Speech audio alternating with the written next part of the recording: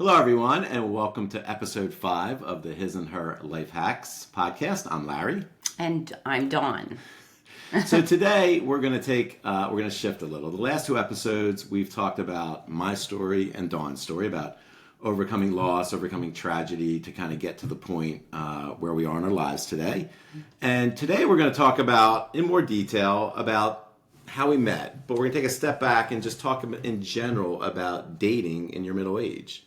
Right? We've had some requests. Yeah, we have. We've actually had some requests, which is great. Yeah, we want you guys to send us requests, so please do. And actually, this was a topic we were already going to talk about anyway. So yeah, so we both showed up in our middle age and had to learn how to start dating again. So, I think first of all, how do you meet people when you're in your 40s, 50s, 60s, and beyond, right? And there's a couple different ways you could do it. Right? It could be organically. Yeah, I always had a thing about I want to meet my person organically. Anybody who knows me knows that I had the whole Hallmark movie story in my head is how I was going to meet my person because I love Hallmark movies.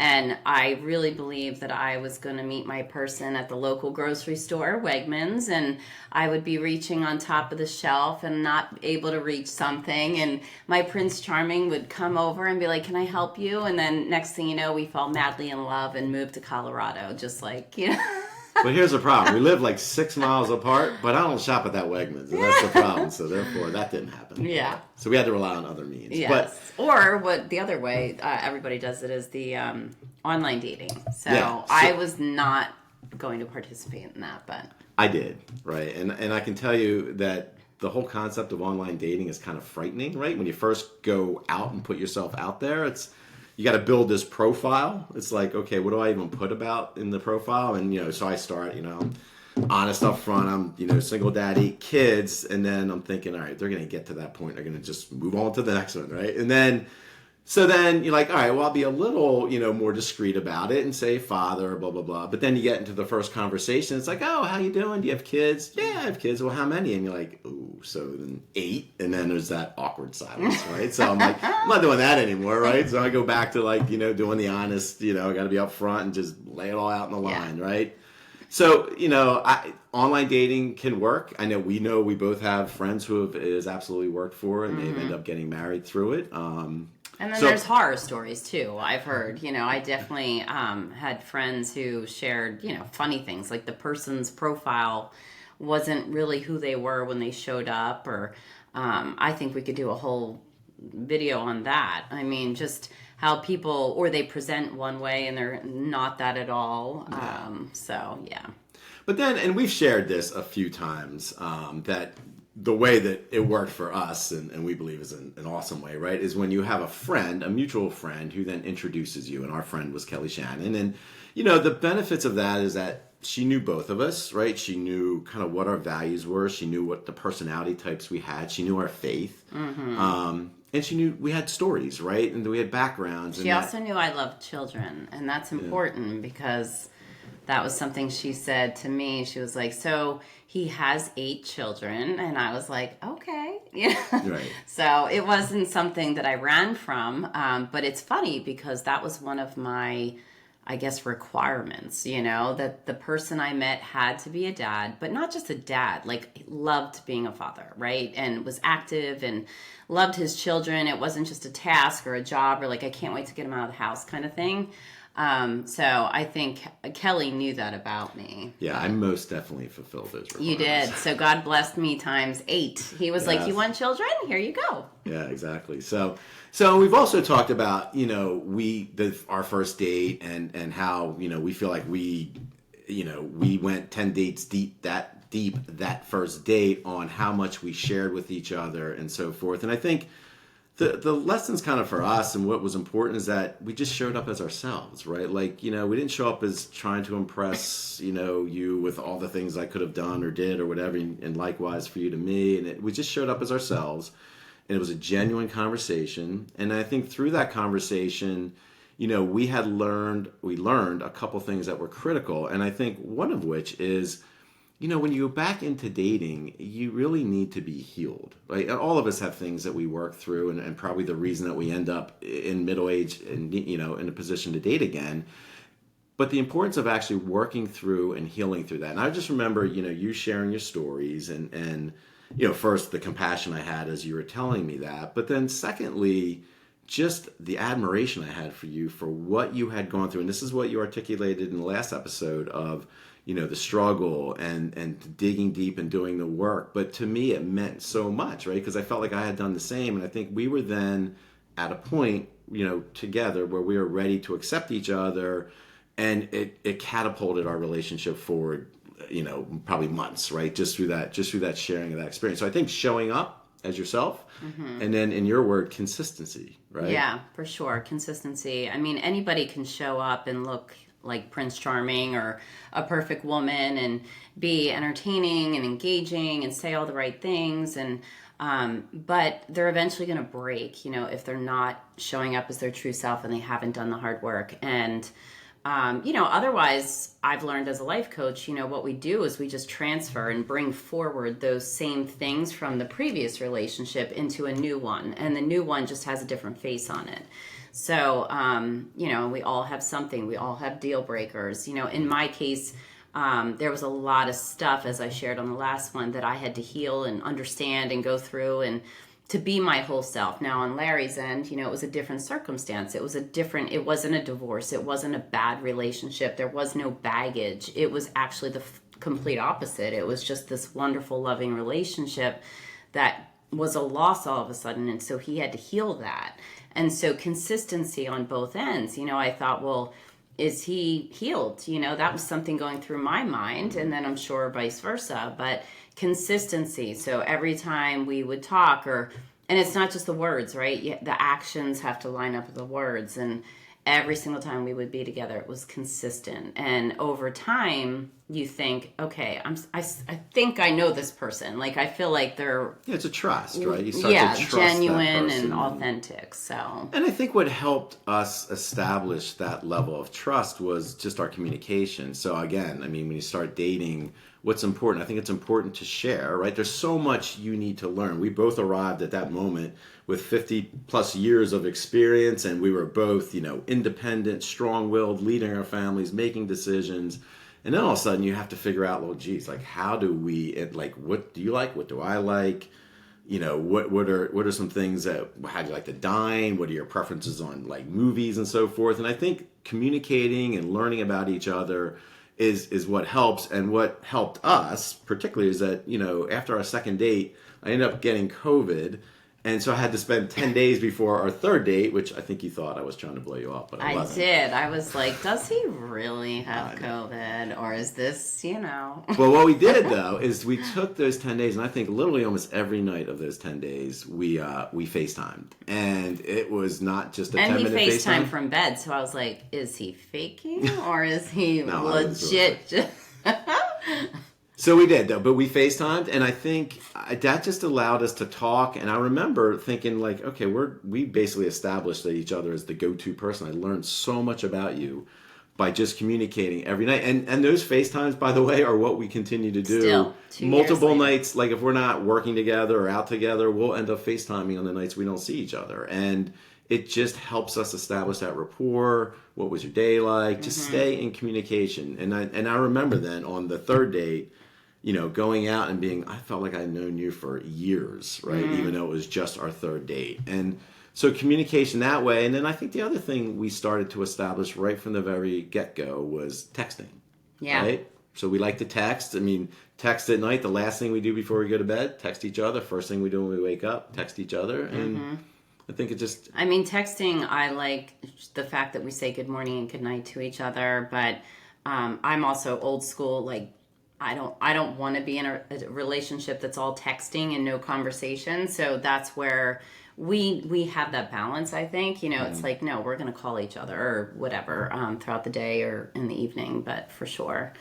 And then we've had some funny moments where, like, so when you think about personalities, you talk, like in your 20s, it's entirely different. You're just in a different headspace. But dating in your 50s, you're set in your ways, but you're willing to, be flexible or whatever. And us coming together, we were both used to being the leaders of our family, but also leaders in corporate America.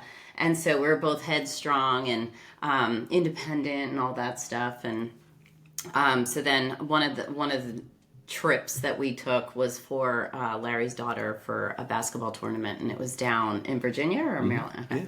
And so, Larry's used to running a ship, basically.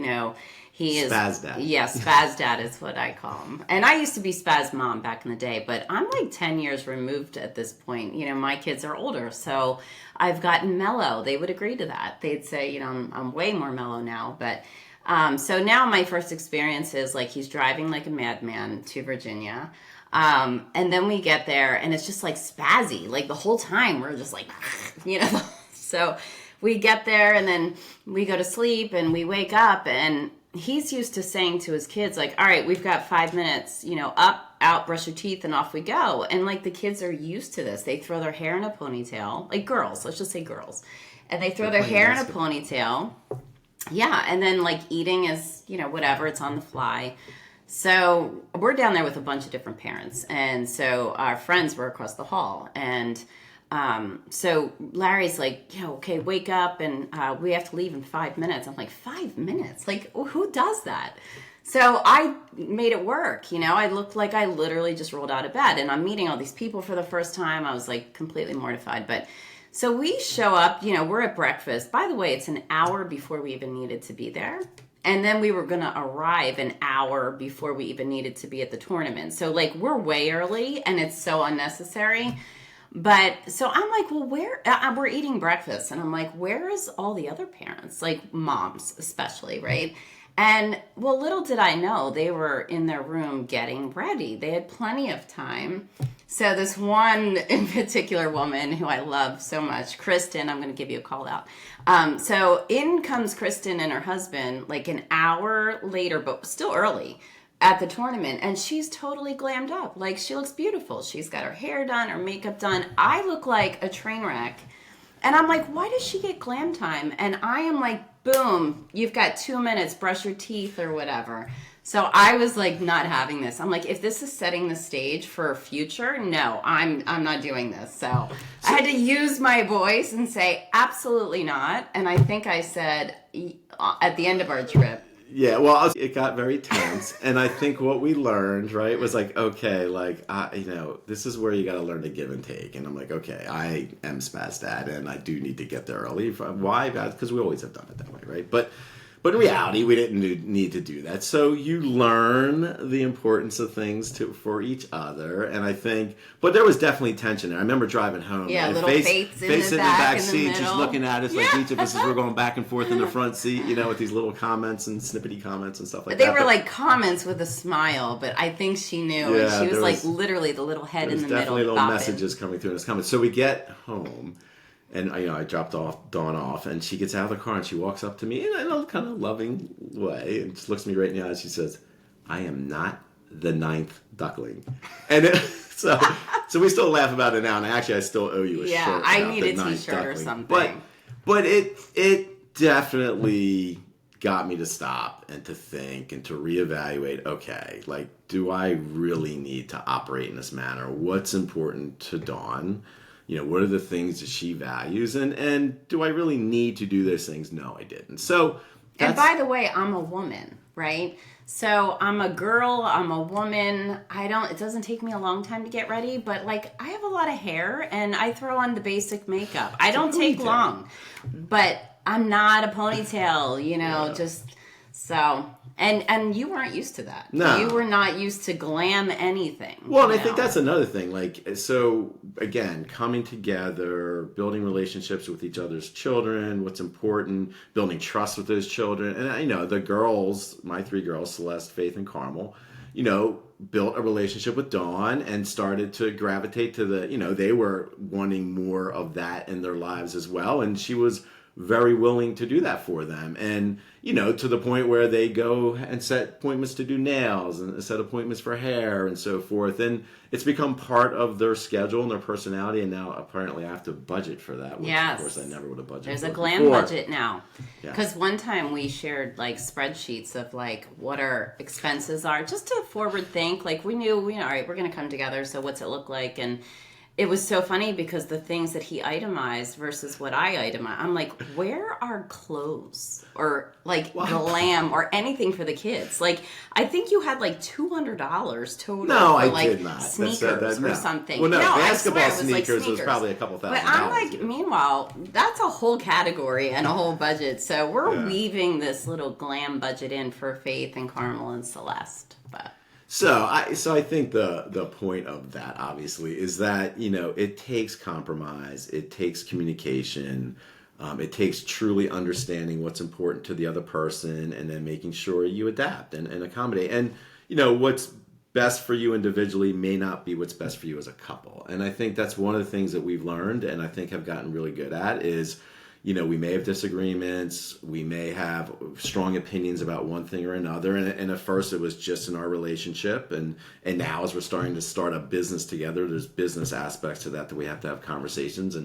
But we've learned to compromise, and I think, and ultimately do what's best for us as a couple, or for the family with the kids, or now for the business. And I think, again, communication and being open and aware. and date night. So I don't think we talked about that, but like especially we're building a business together, and so take even out the business, we've got constant kid stuff and just work, whether you're working together or separately. Mm-hmm. But date night is so important just to keep everything. You are a couple first, and you go out and you just kind of escape life. So I would always highly recommend that. It doesn't matter what phase you're in. Keep dating each other, keep remembering why you fell in love, and keep bringing that to the relationship. Yeah, I love our dates. Like we go out, it's just you and I. We want, our We're like one-on-one time, 20-year-olds, and like we rock go out to stars. dinner, and then we'll dance. go dance and stuff like Yes. that. And it's just fun. It just allows us to kind of have our relationship, and again, separate from the kids, separate from business, and so forth, and just make sure we're prioritizing that time together and what's most important to us. And I think because we do, as the relationship evolves, there's things we have to do to make sure that the kids are moving forward with us, right? That we're staying connected to the kids, that they are feeling part of this relationship and part of the love that's building. And I think our kids definitely do on both sides. So that's super important. And I think another thing that's really been important for us is our faith. And we've talked a lot about our faith in previous episodes, but I love the fact that that we get up, we'll go to church, we'll meet for church on Sundays, and go together, and she'll come in and be with me and my kids, and we'll sit there and listen to the mass and reflect on it later, and before we eat we say grace together. And it's just, I think those are the things that I know connect us, and then connect the kids and our family, to make them feel part of this relationship and what we're building. Absolutely. Yeah. So that's about it, I think, for dating. That's all we have. But for sure, please send us your thoughts and requests, because we love that. But yeah, we hope that maybe you took away something from our stories, or that you could maybe apply, or just enjoyed the conversation and got a good laugh out of it. So, yeah. All right. So we'll look forward to seeing you on the next one. All right. See ya. Thank you for listening in to this episode of the His and Her Life Hacks podcast. We hope you enjoyed it. We look forward to having you join us on future episodes. If there is a topic that you would like Dawn and I to discuss, please feel free to contact us at dawn.jacoby@grit2grace.com or larry.ambrose@grit2grace.com. See you on the next one.